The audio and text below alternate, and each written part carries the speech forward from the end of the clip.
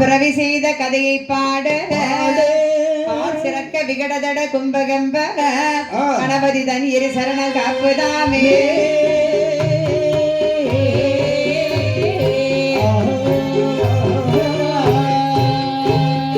அதனுடைய திருமகர கணபதி கண்பார திருமகன் கணபதி கண்பார ஆறுமுக வேலாயுதம் துணை ஆறுமுக வேலாயுதம் துணை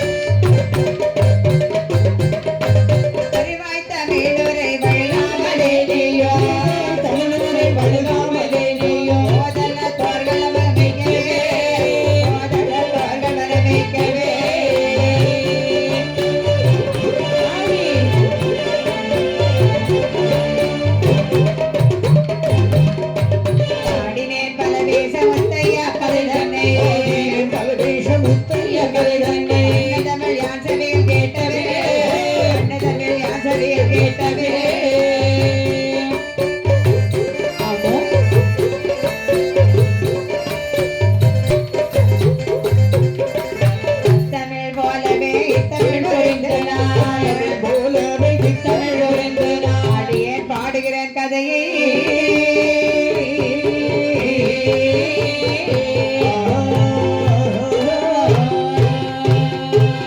ஆதி கரைக்கின்ற பகவானுடைய அருளினால் கைலாசத்திலே ஈசனையும் ஈஸ்வரியும் அமர்ந்திருக்கக்கூடிய சமயத்திலே பகவானை பார்த்து வராசக்தியாகி பார்வதி அம்மா சொல்றாங்க. என்னமா சொல்கின்றார்கள்? பகவானே, உங்களை தவிர இந்த உலகத்திலே எல்லாருக்குமே பிறப்பு வளர்ப்புங்கிறது இருக்கிறது.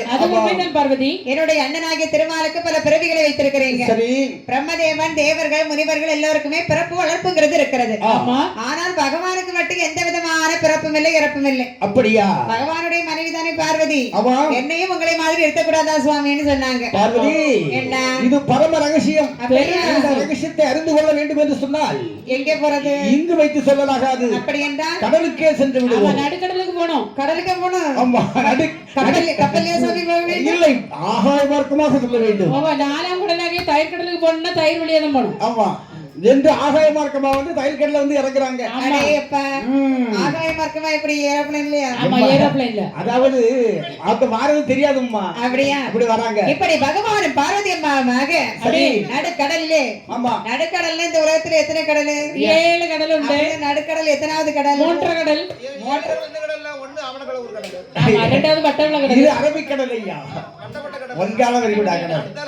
அடுத்தல பசிபிக் பெருங்கடல், முட்டப்பதி கடல், ஆர்டிக் பெருங்கடல், அட்லாண்டிக் பெருங்கடல், அம்பலவதி கடல். இது இந்த கடல்.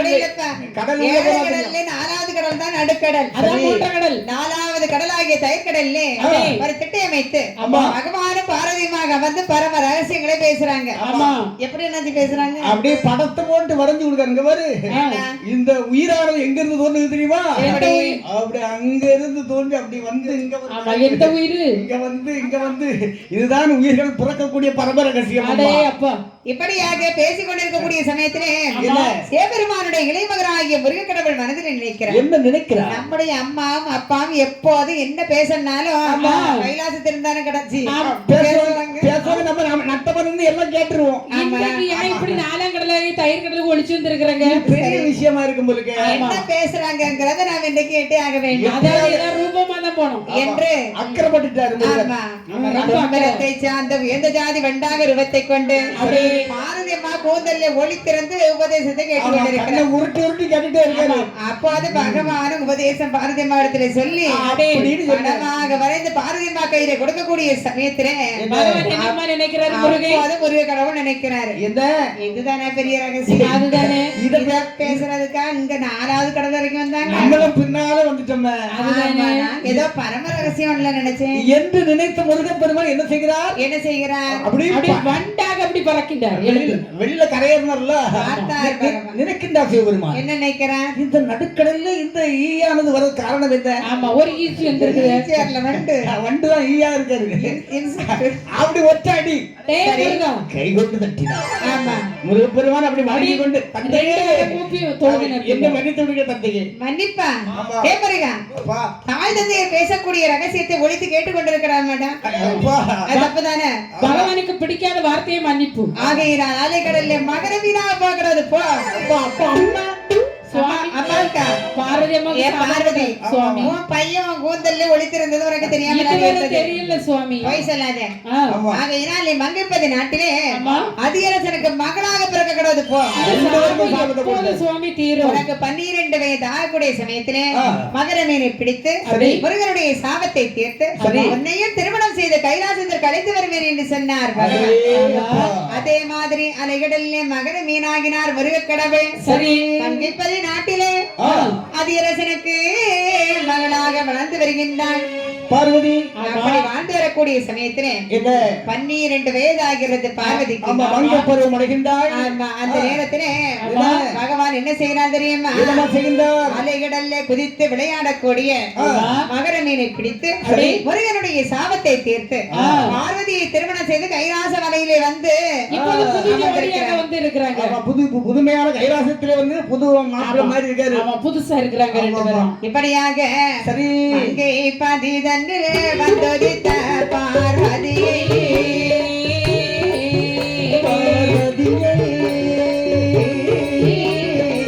மாலையிட்டு கலியாரோ சிவனார் முடித்தார்.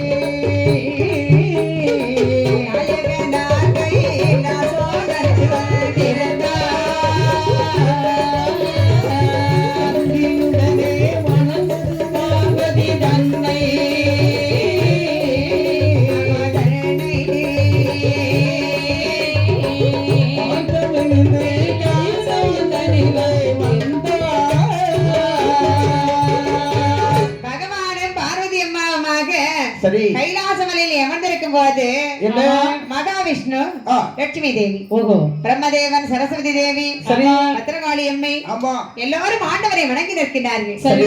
அப்போது பகவான் தேவர்களை பார்த்து சொல்லுகின்றார், தேவர்களே என்னை பாக்குறதுக்காக வந்திருக்கிறீங்களே, எனக்கு என்ன பொருள் கொண்டு வந்தீங்க? உங்களுக்கு நாங்கள் என்ன பொருள் சுவாமி கொண்டு வருவது? ஆமா, உங்களுக்கு பட்டு பருவட்டும் பிடிக்காது. ஆமா, காவியோட ஊத்திட்டு இருக்கீங்க. ஆபரண மாலைகள் எல்லாம் உங்களுக்கு பிடிக்காது. கழுத்தை பாம்பிலே கழுத்தை போட்டு சுத்திட்டு இருக்கீங்க சுவாமி. ஆனா ஒரு தொம் தொம்னு ஆடிட்டு இருக்கீங்க. ஆமா, சந்தோஷம் வந்தால் உங்களுக்கு ஒரு அட்டனா சுவாமி. உங்களுக்கு என்ன பொருள் சுவாமி கொண்டு வருவது? அப்படி என்றால் நான் கேட்கக்கூடிய பொருளை கொண்டு வந்து கொடுப்பீர்கள், அப்படிதானே? கடல்ல பிறக்கக்கூடிய பொன்னரிய மாலையை கொண்டு வந்து கொடுப்பீர்களா? உங்கள் அருள் இருந்தால் கொண்டு வந்து கொடுக்கின்றோம் சுவாமி. பார்க்கலாம் உங்களுடைய திறமையை கொண்டு வாருங்கள். சரி என்று உடனே கடலில் வந்தாரே தெய்வாரனை பேரும் வந்தாரே தெய்வாரனை பேரும் ஆட்சி செய்யும் சிவக்கர துண்ணியே பொன்னிய ஒரு கோடி தெய்வார்கள் தான் தோட்டேரு பாக்கடல் தண்ணிலே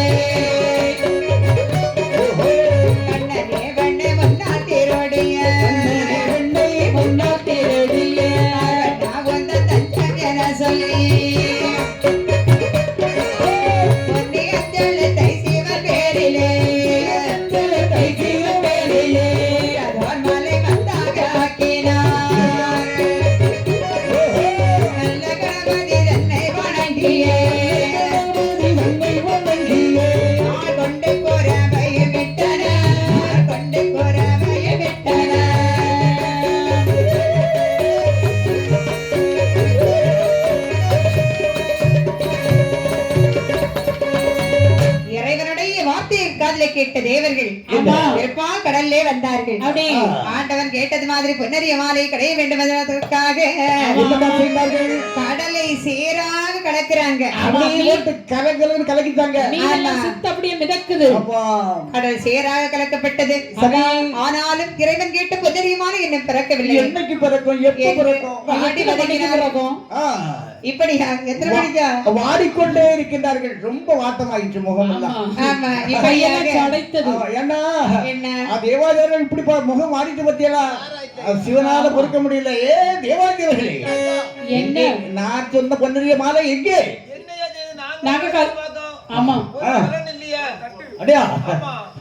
தேவாதேவர்களே, நீங்க என்ன நினைத்தாங்க? கடலை கடை தேவர்கள் படக்கூடிய கவலை பார்த்த சிவபெருமான் பிரம்மதேவன் அழைத்து சொல்லுகிறான். என்ன சொல்றது? பிரம்மதேவா, நீ போய் ஒரு கருப்பிடித்து போடு. அப்படியா?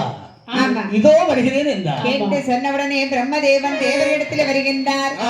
என்னமா சொல்கிறார்? தேவர்களே, பிறப்பிக்கக்கூடிய வேலை பிரம்மதேவனாகி என்னுடைய. ஆமா சுவாமி. அப்படி இருக்கும்போது என்னை சத்தியான யோசிக்காமல் உங்களை மறந்துட்டமே. நீங்கள் மட்டும் தனிமையிலே கடலை கடைகிறீங்களே, உங்களால் முடியுமா? எங்களால முடியல சுவாமி. ஏழு மட்டும் கடந்து போட்டவன என்று ஒரு கருப்பிடித்து போடுகிறார். சரி, அது கரு உருவாக திரண்டு என்னமா பிறக்கிறது? மதையானை வந்து பிறக்கின்றது. மதையானை கண்டவுடன் தேவர்கள் சிவனிடத்தில் கொண்டு விட பார்த்தார் சிவபெருமான். ஆனா யானை பிளிருது. அண்ணாச்சி, யானை எப்படி சத்தம் போடும்? யானை குளிரல, பிளிருது. யானைக்கு எப்படி குளிரும்?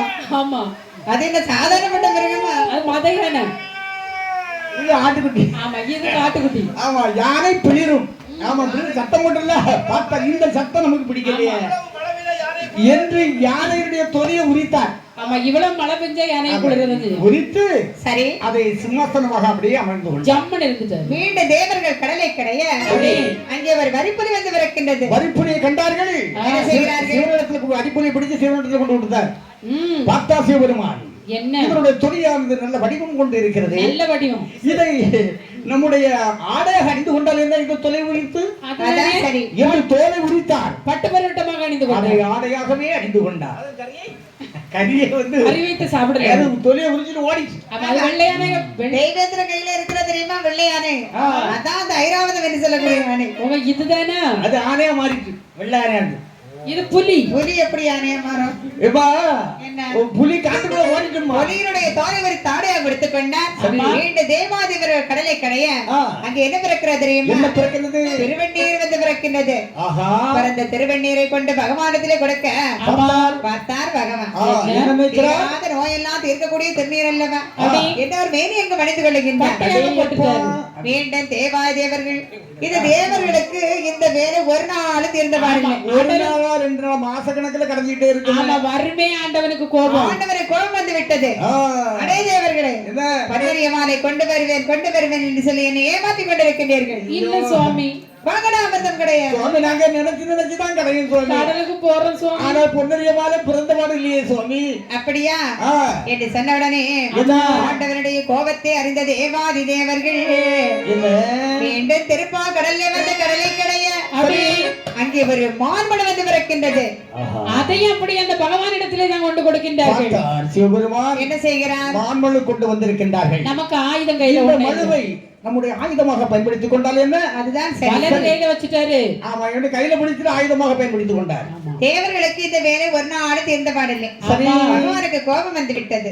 அந்த நேரத்துல தேவர்களே, கடலதில் ஏறி நீங்கள் ஐயோ கனது ஏற்படவும் வேண்டாம், அலைகடலே சேரதாக்கி தந்தான் கடைந்து நீங்கள் உறைவதே அல்லால் வேறு குற்றதார் வரிசை காணோ. வார்த்தையை தெய்வார் கேட்டு மறுத்தவர் கடலில் வந்தாரே.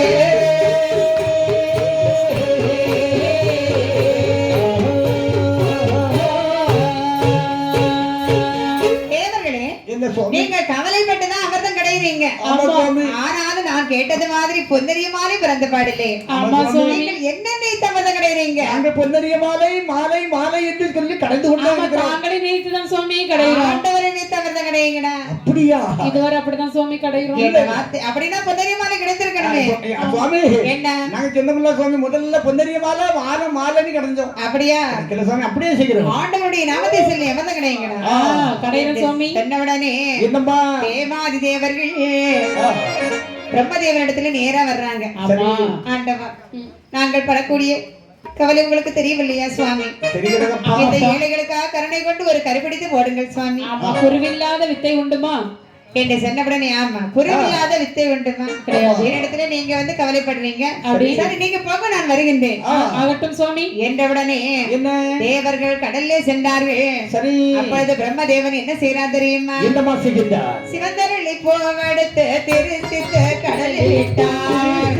கடலில் இட்டார். தெய்வாரே நீங்கள் எல்லாரும்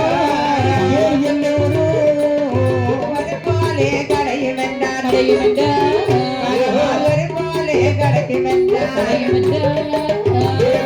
தேவாரே நீங்கள் எல்லாரும்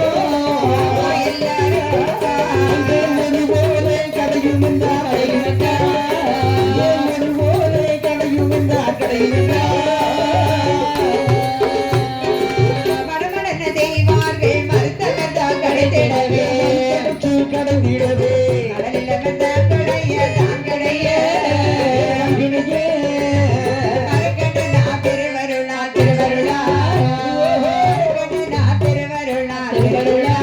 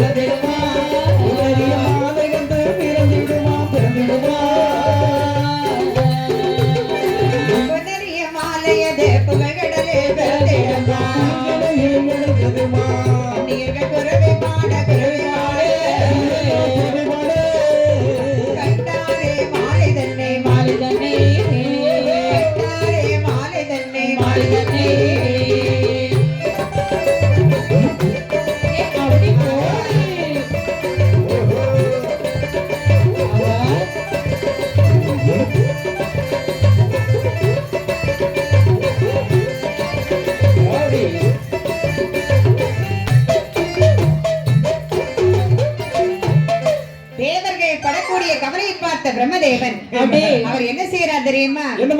ஒரு சிவந்த அரளி புஷ்பத்தை எடுத்து பிரம்ம சிஷ்யினால் திருச்சித்து கடல்லே போடுகின்றார். கருவிருவாக திரண்டு தேவர்கள் சந்தோஷப்படும்படியாக பொன்னரிய மாலை வந்து பிறக்கின்றது. கண்டவுடன் தேவாதி தேவர்கள் சந்தோஷப்பட்டார்கள். ஏன் தெரியுமா? இந்த பொன்னரிய மாலை ஆண்டவனை அல்லாது வேறு யாருக்குமே கிடைக்காத மாலை. உலகத்தே விலை கொள்ளும்படியான மாலையாம் இந்த பொன்னரிய மாலை. இந்த பொன்னரிய மாலை இப்படியே கொண்டு சென்றமையானால் இடைவெளியிலே திருடர்கள் பறித்து கொண்டு சென்று திருடர்கள் அதிகம். பொன்னரிய மாலை ஆமா விலை ஏகப்பட்ட விலை இருக்குமே. ஆமா என்று நினைத்த தேவாதிபர்கள் பயிர்கின்றார்கள். ஆமா இதை இப்படியே கொண்டு போனா கள்ளர்கள் பறித்து கொண்டு போயிடுவாங்க. ஆமா ஆகையினால் என்ன செய்யறது? ஆகையினால் மீண்டும் கிடையாது. பாதுகாப்பா கொண்டு போனோம்னு வைங்க, கள்ளர்களுக்கு தெரியாது. சரி கள்ளர்களுக்கு தெரியாது. எது ஒரு செப்பு குடம் வேண்டுமே என்று கடலை கடையிறாங்க. குடத்துக்கு வச்சு கொண்டு போயிட்டா ஆமா ஆமா ஏதோ தண்ணி கொண்டு போறாங்கன்னு நினைச்சிட்டு இருப்பாங்க. பால் கூட கொண்டு போறாங்கன்னு நினைப்பாங்க. இப்படியாக இப்படி பழையபடியும் கடையே ஆமா என்ன பிறக்கிறது? அங்கே ஒரு தங்க செப்பு வந்து பிறக்கிறது. ரொம்ப பயப்பட்டாங்க மீண்டும். ஏம்மா அப்படி? என்னடா இது பிறந்திருப்பதோ தங்க செப்பு குடம், ஆமா அதுல வைக்கிறது தங்க மாலை, அப்படி இதையும் பறித்து கொண்டு சென்று விடக்கூடாது என்று மீண்டும் கடைகிறாங்க. அங்கே ஒரு சேப்பு பட்டானது பிறக்கின்றது. இனிமே மெதுவா கொண்டு சென்று விடலாம், துணி போட்டு மறைச்சு கொண்டு போயிடலாம். ஆனாலும் ஊர் வழியா கொண்டு சென்றால் கொஞ்சம் பயப்படாது. இவர்கள் பயத்தோடு சென்றார்கள். பயந்து பயந்து சென்றா தடத்தை மாற்றிட்டாங்க. போன தடம் வேற, இப்ப போற தடம் வேற. நடந்தாரே தெய்வார்கள், நடந்தாரே தெய்வார்கள், நாயகனை காண வேண்டும் என்று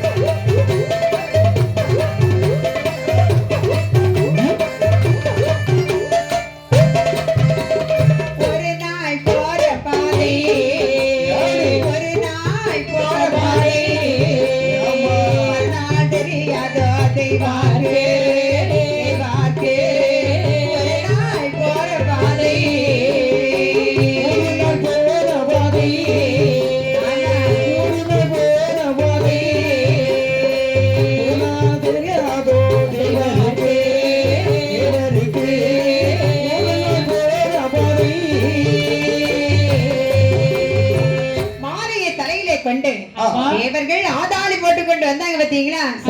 மலை வழியாக வருகின்றார்கள். எந்த மலை வழியாக வருகின்றார்கள்? மஞ்சள் இஞ்சி விளையக்கூடிய மலை, நாகம் பரிவேங்கி வாழக்கூடிய மலை, உறைந்த மலை, இஞ்சி படரும் மலை, மலை, இப்படி பல பல இடங்களையும் கடந்து சில முனிவர்கள் தாம் இருக்கக்கூடிய மலையிலே வர்றாங்க. அந்த முனிவர்களுடைய தவம் எப்படிமா இருக்குது? தலைகீழாக தாம் இருக்கிறார்கள் முனிவர்கள். குடலெல்லாம் வாய்க்குள்ள வந்துடக்கூடாது. அது அப்படியெல்லாம் இல்ல, அவங்க சடைமுடியானது மேலே வேறு மேலே படர்ந்து இருக்கிறதா. முனிவர்களை பாக்குறதுக்கு எப்படி இருக்கிறாங்க தெரியுமா? பழுத்த பழம் மாதிரி இருக்கிறாங்க, கொய்யா பழம் மாதிரி இருக்கிறாங்க. மண்டையும் கொண்டையும் பெரிய முடியெல்லாம் வந்து தரையெல்லாம் படர்ந்து எடுக்க முடியலாம். ஆமா அப்படி தலைகீழ இருந்து சரி பண்றாங்க. ஆமா அப்போது கேட்கிறார்கள் அந்த முனிவர்கள். முனிவர்கள் பொதுவாக வந்து அமைதியா இருந்து தாம இருப்பாங்க. இந்த தேவர்கள் ஆடலும் பாடலுமா வந்தாங்க பாத்தீங்களா? அப்போது முடித்தார்கள். யாரப்பா நீங்கள்? ஐயா நாங்க தேவர்கள், தேவர்கள். ஐயா உங்களை நாங்க இதுவரைக்கும் பார்த்தது இல்லையே. நாங்க புதுசு. நீங்க புதுசா? ஆமா இந்த மலை வழியா நீங்க இதற்கு முன்னால் வந்திருக்கிறீங்களா? வந்ததில்லையா சுவாமி? கைலாச மலைக்கு வந்தோம். சரி தடந்தவரை இந்த பாதை வழியா வந்துட்டோம். கைலாச மலைக்கு எந்த போனும் வழியை நீங்க வந்து சொல்லியிருந்த போதும் நான் சொல்லி கொடுக்கிறேன். ஆனா நாங்க வந்து 12 வருடங்களாக தவம் இருக்கிறோம். ஆமா இதை நீங்க எடுத்து சொல்லுங்க, உங்க சிவபெருமானத்துல சொல்லுவீங்களா? நாங்க வந்து வழியை சொல்லி கொடுக்கிறோம். அங்க போன உடனே உங்களை பத்தி தான் முதல்ல சொல்லுவோம். அப்படியா? ஆமா வழியை மட்டும் சொல்லுங்க. அப்படியே எங்களுக்கு ஒரு கவர்மெண்ட் ஜாப் வாங்கி கொடுக்கறது. உங்களுக்கு எப்படியாவது சிவனுடைய தரிசனத்தை உங்களுக்கு காட்டி வரும் அப்படின்னா வழி சொல்லி கொடுங்க. இந்த மலை அடுத்து இதர மலை தோன்றும். அதற்கப்புறம் ஒரு இருட்டு மலை, அதற்கப்புறம் ஒரு வனவாசம் போன்ற காடு, அதுக்கப்புறம் நலுகு மலை, கடுகு மலை, நான்கு மலை, கோங்கு மலை தோன்றும். அதற்கப்புறம் 6 மலைகள் இருக்கிறது. ஆமா பெரிய மலை. மலைனா என்ன, பர்வதம் என்ன ஒண்ணுதாம்மா? மலை மலை பர்வதம்னா பர்வதம். பர்வதம்னாங்க ஏகப்பட்ட அடர்ந்து கிடக்கும், அடர்ந்த புதலாக இருக்கும். சரி மலைனா மலைன்னா அது மலை மட்டும்தான் இருக்கும். ஆமா, குட்டி குட்டி மலை, காடு செடிகள்லாம் அதன் வழியாகத்தான் ஈஸ்வருடைய கைலாச மலைக்கு செல்லுவார்கள். இப்படியாக முனிவர்களிடத்திலே விடைபெற்றுக் கொண்டு தேவாதி தேவர்கள் வரக்கூடிய சமயத்திலே மாலை கொண்டு தெய்வார்கள் மாமுனிவர் மலையில் விட்டு மலையை நோக்கி நடந்தாரே, மலையை நோக்கி நடந்தாரே, மறுமலையை நோக்கி நடந்தாரே, மறுமலையை நோக்கி நடந்தாரே.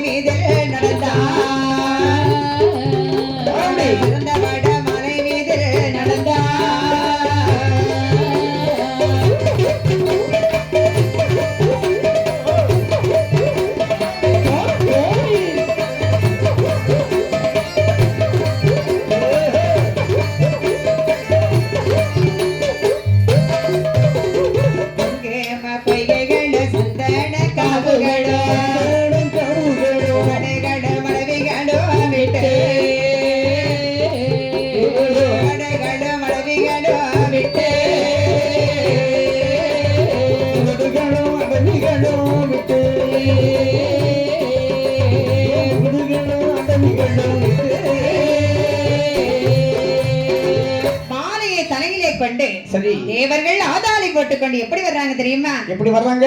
குங்கும பொய்கைகள், சந்தன காவுகள், குமடுகள், அடவிகள் எல்லாம் கடந்து வரக்கூடிய சமயத்திலே அங்கே குரவை சத்தம் கேட்கிறது. அப்போது சொல்றாங்க, அண்ணா அதோ மலைக்கன்னிமார்கள் குரல் போடுறாங்க. பெண்கள் குரல் போட்ட மாதிரி இருக்கு. ஆமா, அவன் கிழவி குரல் வித்தியாசமா இருக்கும். கிழவிக்க குரல் இல்ல இது, கிழவி குரல்னா கொஞ்சம் இது மலைக்கன்னிமார்கள். இது குமரி பெண்ணு சத்தமா இது மலைக்கன்னிமார்கள் இப்படிதான் குரல் போடுவாங்க.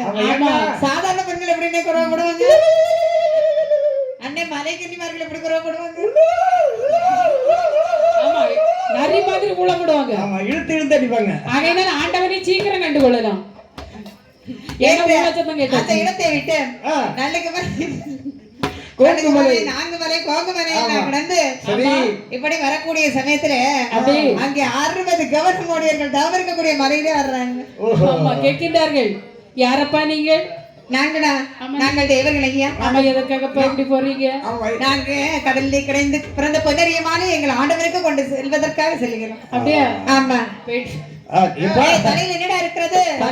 தலையில சமட்டு இருக்கு. சமட்டுக்குள்ள என்னடா இருக்கிறது? பெரிய குடம் இருக்கு. குடத்துக்குள்ள என்னடா இருக்கிறது? பொன்னரிய மாலை இருக்கு. யாருக்குடா கொண்டு போறீங்க? ஆதி சிவனுக்கு கொண்டு போறோம். அந்த மாலை எங்களுக்கு கொடுங்கடா. இந்த பாருங்க, என்ன அதாவது நாங்க சிவனுக்கு கொண்டு போகிற மாலை. அப்படியா? அந்த மாலையை இடைவெளியிலே இறக்கிறோம் என்றால் அது தவறு நடந்துவிடும்.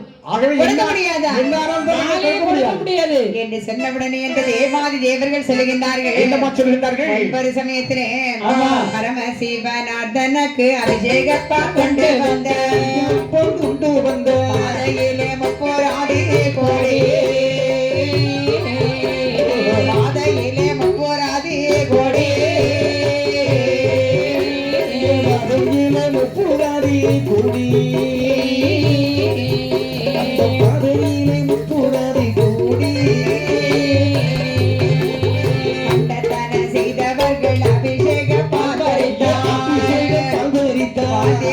கண்டீரோ நீங்கள்,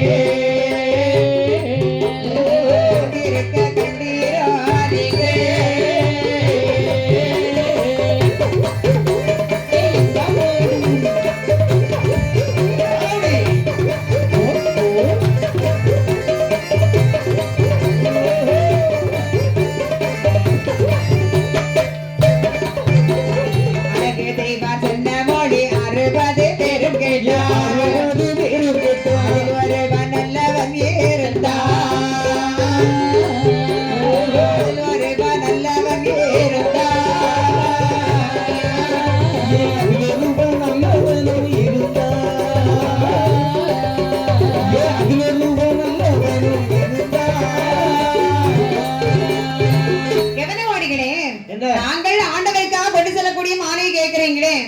ஒவ்வொரு சமயத்திலே இறைவனுக்காக பால் குடம் கொண்டு சென்ற சரி பூமாலை கொண்டு சென்ற அதையெல்லாம் பறித்தார்கள் சென்றாலும் ஒப்பராதியர்கள் அவர்கள் இப்போது வாழ்கின்றார்களா இல்லை இல்லை என்று பல புத்திமதிகளை சொன்னார்கள். அந்த கூட்டத்திலே ஒருவன் நல்லவன் இருந்தான். இவர மாதிரியா அவன் ஒன்னு எடுத்து சொன்னான். இந்த பாருங்க எப்படி எடுத்து சொல்றான். அதாவது இந்த பொன்னரிய மாலை சிவனுக்கு கொண்டு போறாங்க. அப்படியா?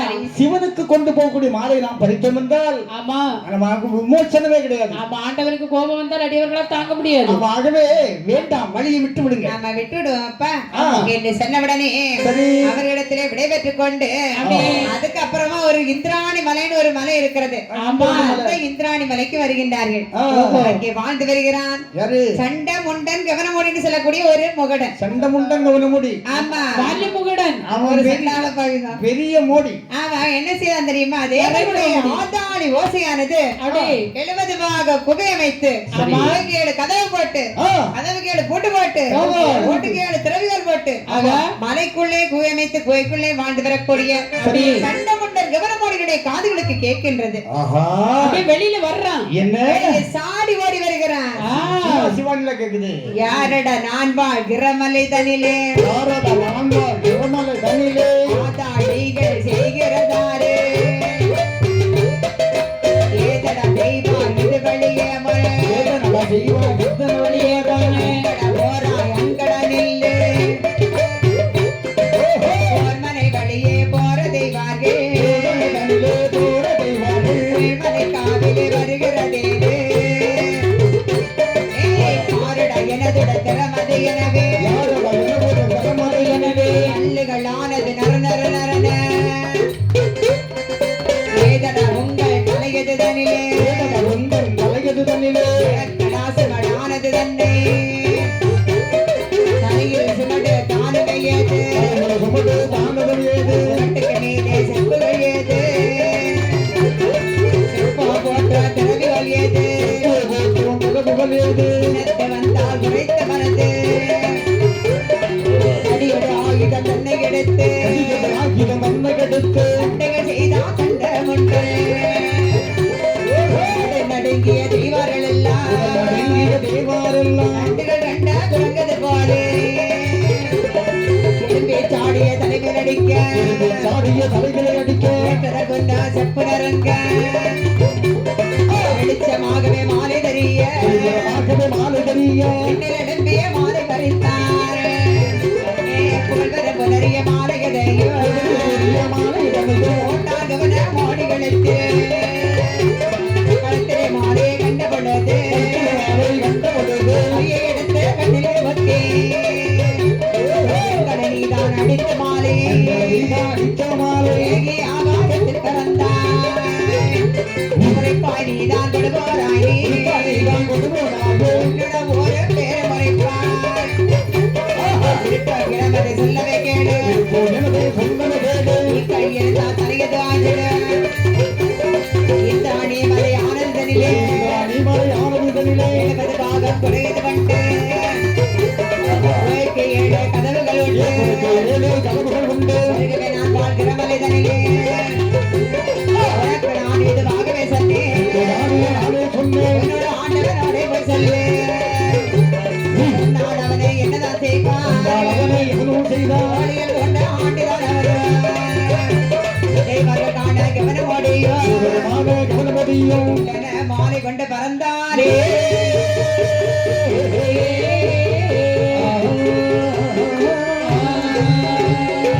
கோயிலுக்குள்ள இருந்த கவனமோடி வெளியே சாடி ஓடி வருகிறார்.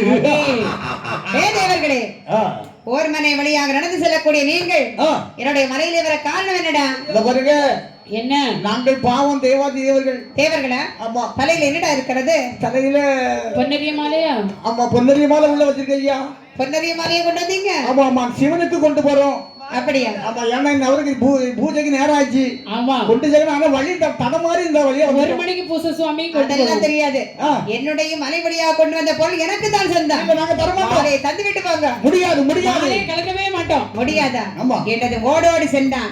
ஒரு பெரிய இரும்புலக்கு எடுத்துக்கொண்டு ஓங்கி அடித்தான். குடைந்தது பொன்னரிய மாலை வெளியே. ஆமா, பார்த்தான் கவனமோடி. என்ன? ஓடோடி சென்ற அதாவது அந்த மாலை எடுத்தான், ஆகாயத்தை நோக்கி பறக்கிற கவனமாடி. தேவர்களுக்கு அப்படி கெஞ்சி கெஞ்சி கேக்குறாங்க. ஐயோ பொன்னரியமான நாங்கள் அரும்பாடுபட்டு கொண்டு வந்ததல்லவா இந்த கவனமாடியுடைய கழுத்தில் கிடக்கிறது என்று பார்த்த தேவர்கள் கையை எடுத்து கண்ணிலே கொத்தினார்கள். கவலை கொண்டார்கள். பொன்னரிய மாலை தன்னை பறிகொடுத்த தெய்வம் அமரித்த சிவனாருக்கு சென்று சொல்ல வேண்டும். மாலைதனை பறிகொடுத்த தெய்வம் சிவனருக்கு சென்று சொல்ல வேண்டும். இந்த உலகானதிலே வம்பு செய்த முண்டனே தலையை அறுப்பதற்கு திறமருமோ அறியே. ஐயோ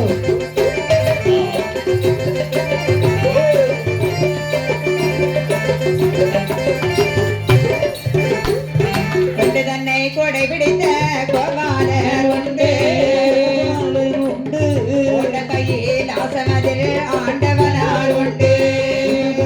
கொடை பிடித்த கோபாலன் உண்டு ஆசனதில் ஆண்டவனும் உண்டு.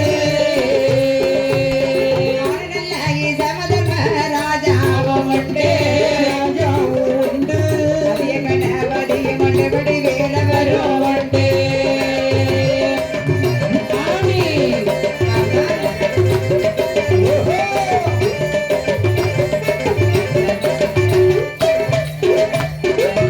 இந்த விதமாக ஆண்டவனிடத்திலே செல்ல வேண்டுமே என்று கவலையோடு கைலாச மலைக்கு வர்றாங்க அந்த தேவர்கள். பார்த்தார் பகவான். தேவர்களே இப்போதாவது நான் கேட்டது மாதிரி பொன்னரிய மாலை கொண்டு வந்தீர்களா? சுவாமி நாங்கள் அறுபாடுபட்டு கடலை கடைந்து அதில் பிறந்த பொன்னிய மாலையை தாங்களுக்கு என்று கொண்டு வந்தோம் சுவாமி. சரி. வழியிலே இந்திராணி மலையிலே சண்டமுண்டன் கவனமடி என்று சொல்லக்கூடிய மாலையை பறித்து விட்டான். பகவானே எங்களால் கொண்டு வர முடியவில்லை பகவானே மன்னித்து விடுங்கள். அப்படியா? பொன்னரிய மாலை சண்டமண்டன் கவனமோடி பறித்து விட்டான். ஒரு தடவையாவது நான் கேட்ட பொருளை ஒழுங்கா கொண்டு வந்து கொடுத்திருக்கிறீங்க. கொண்டு வரங்க நினைக்கிறோம். சரி இடையில இப்படி இடையூறுல கள்ளர்கள் கூடிட்டாங்க சுவாமி. பகவானே என்ன எப்படியாவது அந்த மாலையை பறிக்க வேண்டும் பகவானே அவனிடத்திலே இருந்து. அப்படியா? சரி கவலைப்படாதீங்க. என்னுடைய மனைவி பார்வதி இடத்திலே கேட்டு உங்களுக்கு ஒரு யோசனை சொல்றேன். சுவாமி சீக்கிரம் கேளு. பெண்ணே பார்வதி, தேவர்கள் படக்கூடிய கவலையை பார்த்து கொண்டுதானேமா இருக்கிறார். அம்மா சுவாமி, தேவர்கள் அரும்பாடுபட்டு பொன்னரிய மாலை நமக்கு என்று கொண்டு வரக்கூடிய சமயத்திலே அப்படியே இந்த ஆணி மலையிலே வாழ்ந்து வரக்கூடிய ஒரு சண்டமண்டன் கவனமோடி இடையிலே பறித்து கொண்டு சென்று விட்டான். ஐயோ, அவனுடைய தலையை அறுத்த மாலையை கொண்டு வர வேண்டும் சுவாமி. அதற்கு ஒரு யோசனை சொல்லக்கூடாது? நம்முடைய மக்கள் எல்லாம் இருக்கிறாங்க இல்ல சுவாமி? ஆமா மக்கள் எல்லாம் இருக்கிறாங்க. விநாயகன், முருகன், காலன், யமன், தூதன் எல்லாம் இருக்கிறாங்களே சுவாமி.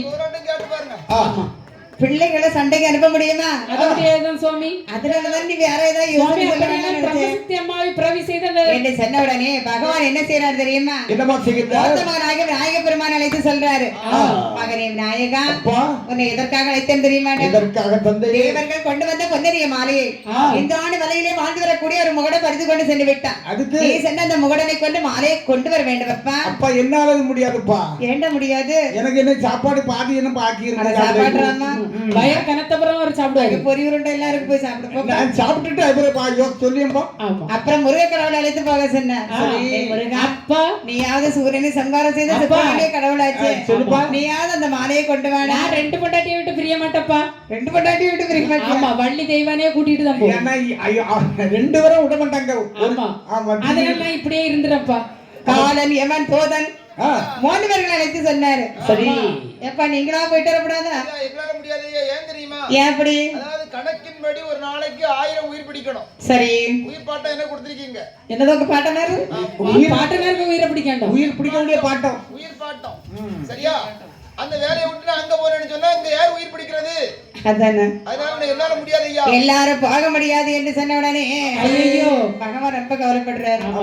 பார்வதி, இனிமே இன்னொரு யோசனை சொல்ல சுவாமி. நம்ம பிரம்மசக்தி அம்மாவை பிரவி செய்து சரி அந்த சண்டாள முகனுடைய தலையை அறுத்து பொன்னரிய மாலையை கொண்டு வரும்படியாக செய்யலாம் சுவாமி. இது நல்ல யோசனை. என்று பகவான் தேவர்களை எடுத்து சொல்லுகிறான். தேவர்களே வட கைலாசத்திலே வளர்ந்து பெருக்கி ஒரு வேள்விக்குழி வெட்டி வேள்வியிலே பிரம்மசக்தி அம்மாவை பிரவி செய்ய வேண்டும். அப்படியா என்ற வார்த்தை காதிலே கேட்ட தேவர்கள் கைலாசத்திலே வருகின்றார்கள். அங்கே வந்து எப்படி வேள்வி வெட்டுகிறார்கள் தெரியுமா? எப்படி வெட்டுகின்றார்கள்? 56 அடி அகலமதாக அழகான வேள்வியது.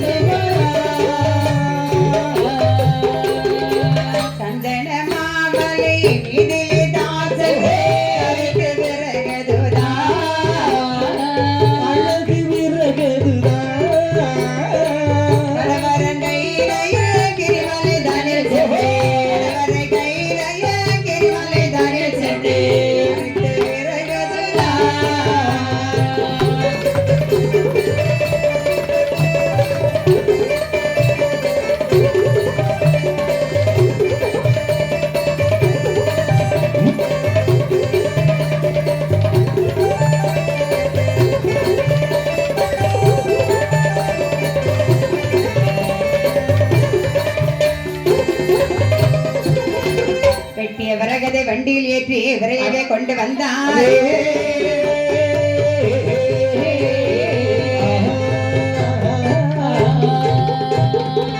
தேவாதி தேவர்கள் வட கைலாசத்திலே வந்தார்கள். 56 அடி அகலம் 63 அடி நீளம் இப்படியாக அளந்து பெருக்கி வேள்விக்குழி வெட்டினார்கள். சரி, இனிமே வேள்வி வளர்க்க வேண்டுமானால் என்ன வேண்டும்? நல்ல விறகு வேணுமா? மலையிலே சென்று வாசனை நிறைந்த விறகுகளை எல்லாம் வெட்டி கொண்டு வந்து என்னது வேள்வியிலே அடுக்கி ஆண்டவனுடைய நாமத்தை சொல்லி வேள்வி தானம் விரைவாய் வளர்த்திட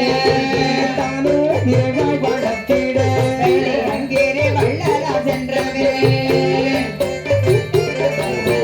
தாண்டில்லாததர் வேண்டி கொள்ளைக்கொள்ளே தானே துரத்தி போட்டோதினா தானே துரத்தி போட்டோதினா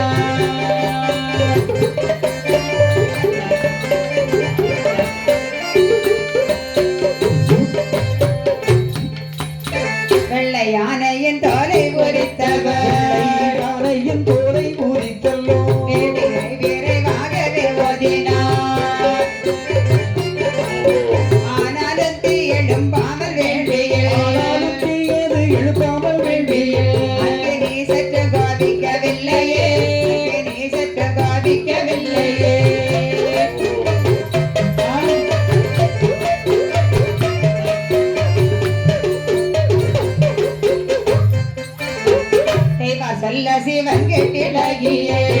சொல்ல சிவங்க கிளறியே வேணும் அக்கினியானதை கண்ட பொழுதிலே வேள்வி கொடி தன்னை பள்ளி வந்தவர் கோவிந்த பார்ப்பாரா பள்ளி வந்தவர் கோவிந்த பார்ப்பாரா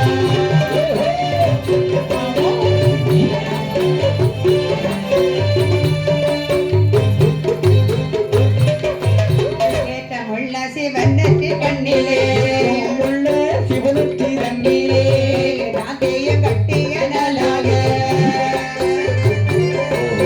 செவ்வரளிப்போ மஞ்சளையானதோ மஞ்சளையானதோ வேண்டி தன்னில் கருயிட்டார் வேண்டி தன்னில் கருயிட்டார்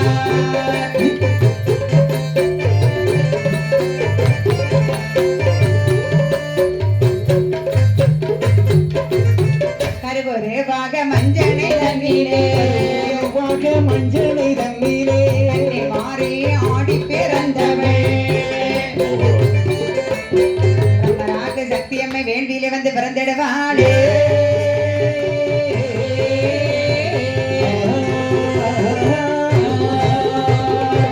தேவர்கள் வேள்வியிலே விறகு எடுக்கிறார்கள் அப்புறம் வந்து வெள்ளை யானையின் தோலை வைத்து திருத்தி போட்டு ஓதினார்கள் ஊதி ஊதி பாக்குறாங்க. அம்மா, இது என்ன காட்டையான திருத்தி? என்ன என்ன ஊதி ஊதி பார்த்தாங்க எரிஞ்ச மாதிரி இல்ல ஆறால தீழம்பாமல் சரி. ஆண்டவரையே வேண்டுறாங்க. ஆமா ஆண்டவா அப்போது பகவானும் வருகின்றார். தேவர்களே, உங்களிடத்தில் நான் என்ன சொன்னேன்? சுவாமி பிரம்மசக்தி அம்மாவே பிறவி செய்ய சொன்னேன். ஆமா சொன்னீங்க. ஆமா, வேள்வியில் என்ன பண்ணிட்டு இருக்கிறீங்க? நாங்க ஊதிட்டு இருக்கோம். ஆமா சுவாமி, ஆனா தீ பிடிக்க மாட்டேங்குது. பகவானே, தீ மூட்டலன்னா எப்படிடா தீ பிடிக்கும்? அத மறந்துட்டு சுவாமி. தீக்கள் இல்லை பகவானே, தீக்கள் இல்லையா? என்னோட பகவான கோபம் வருகின்றது. அப்படியே நெற்றிக்கண் திறக்கிறது. ஆமா, ஒரு கண்ணிலிருந்து கட்டி அனலாக வருகின்றது. அதே கொப்பரை கொண்டு ஏத்துறாங்க. பெரிய கொப்பரை கொண்டு ஏந்திட்டாங்க.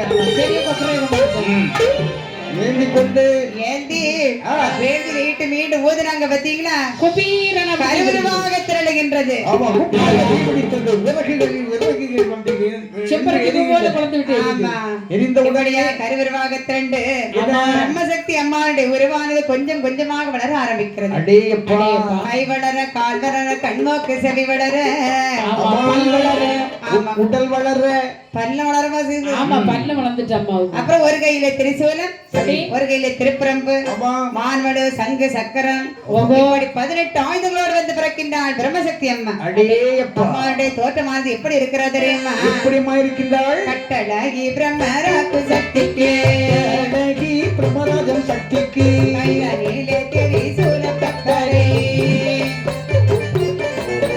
சண்டை போடுக பொன்னாசிலம் போடு, பொன்னால் சிறப்புகள், எங்கினோர் போற கொஞ்சவே, எங்கினோர் போற கொஞ்சவே.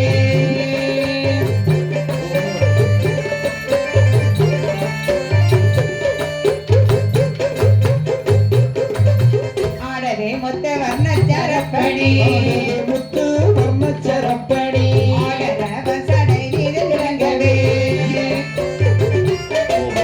மேகவர்ண விதாம்பர பட்டுடன், கீதம்பிர பட்டுடன், வண்ணத்தில் பட்டு உடுத்தனள், வண்ணத்தில் பட்டு உடுத்தனள்.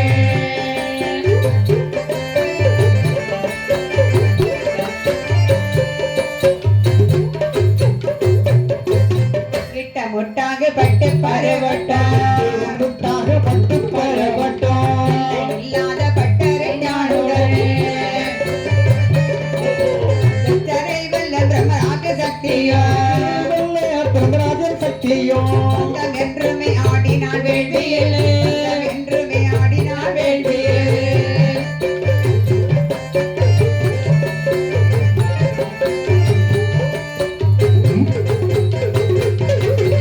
இந்த விதமாக 18 ஆயுதங்களோடு வந்து பிறந்த பிரம்மசக்தி அம்மா பகவானிடத்திலே ஓடோடி வருகின்றார். வந்தவள் கேட்கின்றார்கள். என்ன கேட்கின்றாங்க? பகவானே, அம்மா பிரம்மசக்தி, என்னை பிறப்பித்த காரணம் என்ன சுவாமி? அம்மா பிரம்மசக்தி, தேவர்கள் கடலை கடைந்து அதில் பிறந்த பொன்னரிய மாலையை எனக்கு என்று கொண்டு வந்தார்கள். சரி.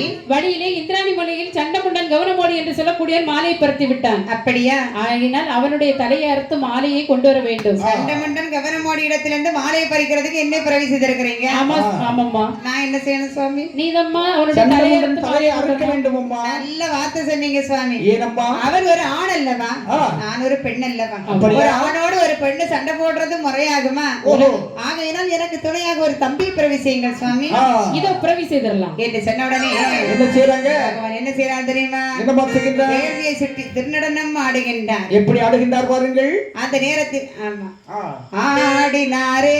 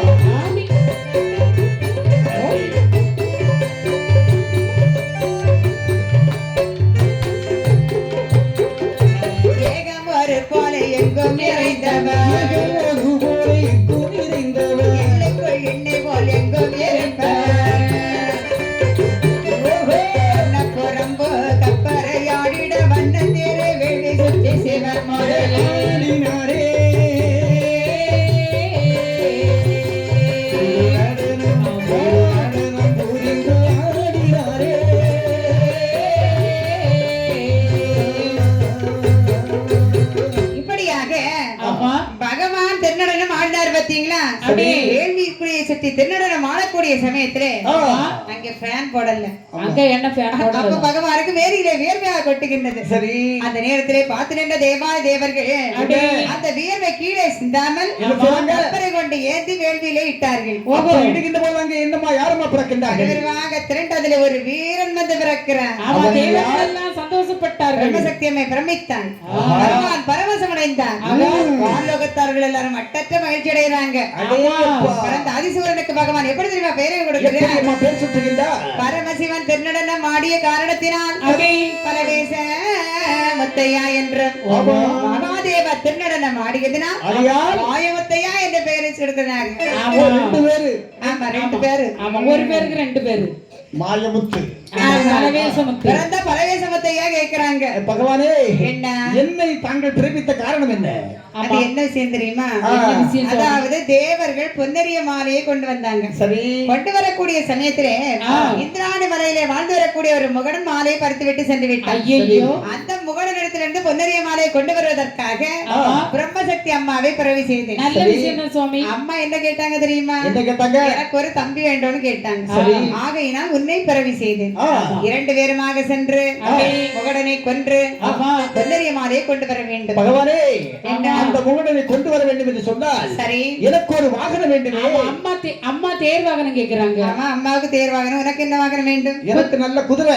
நல்ல குதிரையா கொடுக்க நல்லா இருக்கணும். குதிரைக்கு ஒரு சைஸே வித்தியாசமா இருக்கணும். எதுக்கு? கலர் கலரா இருக்கணும். கலர் கலரா இருக்கணும். அப்படியே பொட்டு பொட்டா இருக்கணும். ஆமா. இப்படி சொன்ன உடனே அதாவது பகவான் என்ன செய்யறார் தெரியுமா? என்ன செய்கின்றார்? தெய்வலோக தச்சர்களை எல்லாம் வரவழைத்து, தச்சர்களே சுவாமி எதற்காக வரவழைத்து தெரியுமா? எதற்காக? சிவபெருமானே. அதான் எதற்காக சிவபெருமானே? பகவானுடைய பேரை சொல்லக்கூடிய இடம் இருக்கு. எதற்காக எம்பெருமானே? எதற்காக ஆண்டவானு எதற்காக ஆண்டவனே? எம்பெருமானே என்னை பிறவி செய்தவனே அப்படியா? அப்படி கேக்குறாங்க. அதாவது பிரம்மசக்தி அம்மாவுக்கு அழகான முறையில் ஒரு தேர் ஒன்று செய்ய வேண்டும். நாங்க தேர் வேலை செய்யக்கூடிய ஆளுதான் சுவாமி. அப்படியா? ஆமா. என்று சொன்ன உடனே எப்படி மாத்திருக்கிறாங்க? அழகான முறையிலே தேர் ஒன்று செய்கின்றார்கள். அழகை பார்த்தா எப்படி இருக்கிறது தெரியுமா? எப்படி இருக்கிறது? அச்சிகளும் உருளைகளும் செம்பினாலேதான். அச்சிகளும் உருளைகளும் செம்பினாலேதான். அழகான மேற்கோட்டு வெள்ளியதினாலே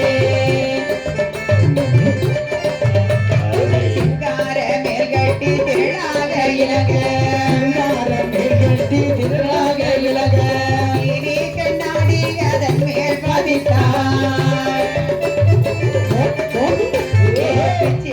மாலை கொழுந்த வகை பலதானே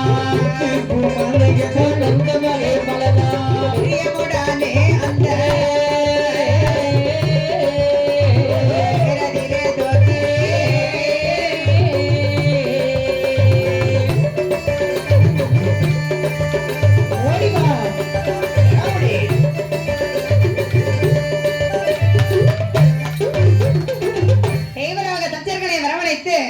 அழகான முறையிலே தேரண்டு செய்கின்றார்கள். அதற்கு அச்சு உருளை எல்லாம் செம்பினாலே அமைத்தார்கள். நல்ல கூடு மாதிரி அமைச்சிட்டாங்க. அழகான மேல்கோட்டு வெள்ளியினால் அமைத்தார்கள். அப்புறம் அதாவது பிச்சிப்பூ மாலை, உளுந்துப்பூ மாலை எல்லாம் தூக்குனாங்க. இப்படி மலர்களால் அலங்காரம் செய்து கெட்டி தொக்க விட்டுட்டாங்க. பிரம்மசக்தி அம்மா மண்பிலே கொண்டு தேரை நிறுத்துறாங்க. அம்மாவுக்கு சந்தோஷம். அம்மா தேர் வாங்கினா நல்லா இருக்கா? சூப்பரா இருக்குது சுவாமி. எனக்கு தேர்வு கொண்டு வந்துட்டீங்க. நைஸா இருக்கு. ஆனா என் தம்பிக்கு என்ன? Very nice. Very very nice.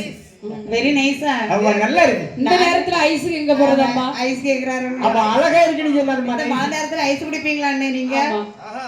இல்ல இல்ல, ஒரு வாரம் தான் இருக்கு. எதுக்கு? அப்படியா? அப்ப ஒரு வாரத்துக்கு முன்னாடியே ஐஸ் குடிக்க மாட்டீங்க? யாருக்கு? அவருக்கு எதுக்கு? ஒரு ஐஸ் குடிச்சிருக்காரு. அவருக்கு ஆல்ரெடி போட்டுட்டு தானே இப்ப தேர் அழகா தான் இருக்குது. சரி, இனி இந்த பரமேஸ்வர சாமி ஒரு குதிரை வேணுமே. ஆமா. என்று சொன்ன உடனே அப்படி பகவான் அந்த வேள்வியிலே ஒரு குதிரையை பிறவி செய்கிறார். ஆமா. அந்த குதிரையினுடைய அழகு எப்படி இருக்கிறது தெரியுமா? குதிரையின் அழகு எப்படிமா இருக்கின்றது? கருத்த சுட்டி குதிரை கண்ணாடி வெள்ளை, கருத்த சுட்டி குதிரை கண்ணாடி வெள்ளை, கண்ணதிலே மையிட்ட கருமல குதிரை, நாலு காலுக்கு ஒரு சில உள்ள குதிரை, நாலு காலுக்கு உள்ள குதிரை, நாயகனார் முன்பதிலே கொண்டு வந்து விட்டார். தக்கிடன தருகிடன தாளமது போட, தாளமது போட, நானே குதிரையது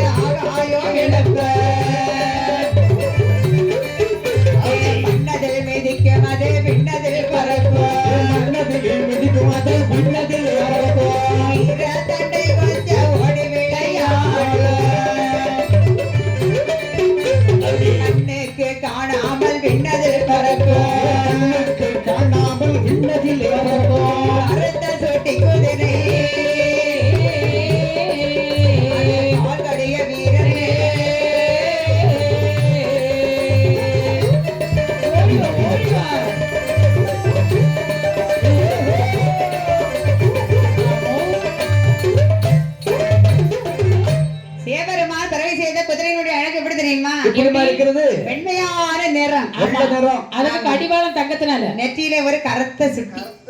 அழகா அப்ப பாக்குறதுக்கு எப்படி இருக்கும்? ஆமா, ஒரு ஜமீன்தார் மாதிரி இருக்கும். மச்ச இருந்த மாதிரி மச்சம் அழகு. ஆமா, அதற்கு கடிவாளம் தங்கத்தினான். அப்படியே 4 காலுக்கும் பொற்சிலம்புள்ள குதிரை. சிலம்பு. கண்ணி வைக்கக்கூடிய நேரத்தில் மண்ணிலே மிதிக்கும், விண்ணிலே பறக்கும், பறக்கும். ஓடுகிறது, சாடி விளையாடுகிறது, துள்ளுது. அது தங்கட தரிகிட தரிகிட தரிகிட அடேயப்பா. ததிகிடது. இப்படி எல்லாம் தாளங்கள் படுகிறது. ஒரே தாளம் பிறந்தோம். ததிகிட தலாட்டு தெரிஞ்சோம். அவன் பிறந்த உடனே குதிரை தாளம் போடுது. தக்கிட தரிகிட தக்கிட தரிகிட ததாகிடதும் ததிகிடதும் கிடகிட தங்கு. என்னது கிடைச்சு? தரிகிடதோம். குதிரைக்கு தாளம் கிடைச்சு. ஆமா, இப்படி எல்லாம் தாளங்கள் போடுகிறது. ததிகிட தரிகிடதோம். தாளம் போட்டு அது ஆடுகின்றது. ஆடுகிறது, பாடுது. ஆமா, சரி. எப்படி தாளம் போட்டு பிறந்த குதிரையை ஆமா. பலவேசமத்தையா இடத்திலே கொண்டு விடுறாங்க. ராகத்தோடு தாளம் போடு. ஆமா. ஆடிக்கொண்டே இருக்கிறது. பலவேசமத்தையா தன்னை அலங்காரம் செய்கின்றார். சண்டைக்கு போனா அலங்காரம் செய்யணும். நல்ல பட்டு வேட்டி கட்டினாரு. சண்டைக்கு போனா அது என்ன சாதாரணப்பட்டவர தெய்வம் அல்லவா? வீரத்தோடு போகணும். ஆமா, எப்படி குதிரை இப்படி வந்து அட்டகாசம் பண்ணுது. தெய்வார்கள் சொல்ல பல வேசமுத்து, குதிரையை கண்ணாலே பார்க்க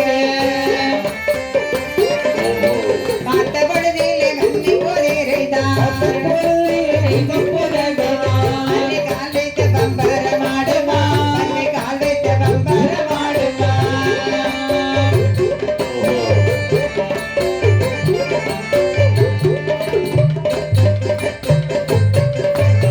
மாது பிரம்மராக்கு சக்தி கம்மனோ, பிரம்மராஜன் சக்தி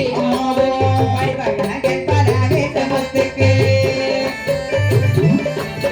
மத்தினாலே பதித்த தலப்பாவோ, மாலை மங்கச்சரப்பணி, மாலை மங்கச்சரப்பணி.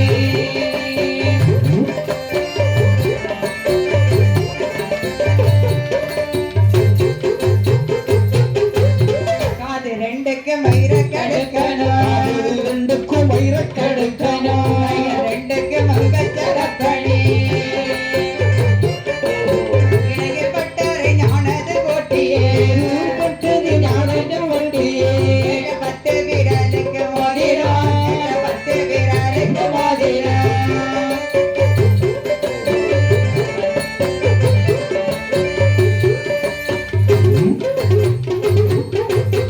இப்படியாக அதாவது பலவேசமத்தையா தன்னை அலங்காரம் செய்கிறார். எப்படி அலங்காரம் பண்ற? 10 விரலுக்கும் வைரக்கல் பதித்த மோதிரம். வைர மோதிரம். ஆமா, 2 காது